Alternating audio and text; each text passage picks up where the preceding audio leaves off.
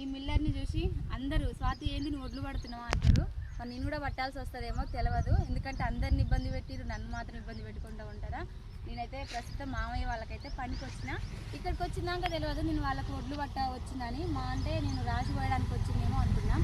ఇప్పుడు ప్రభుత్వము రైతుల చేత ఒడ్లు పట్టిస్తుంది కదా, మరి మాకు కింటాకు ఒక 10 రూపాయలన్న పెంచుతుందా, లేకపోతే అదే ధర కట్టిస్తుందా చెప్పండి. ప్రభుత్వమే మంచి సీడ్స్ ఇస్తే ఈ రోగాలు రాకపోగదా. వాళ్ళు సీడ్స్ ఇవ్వరు, వాళ్ళు మందులు తయారు చేయరు.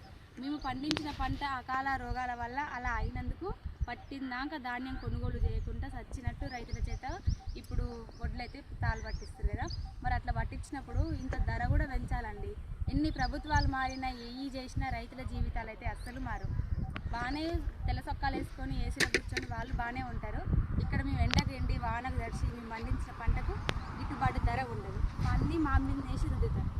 ఇది రైతు జీవితం.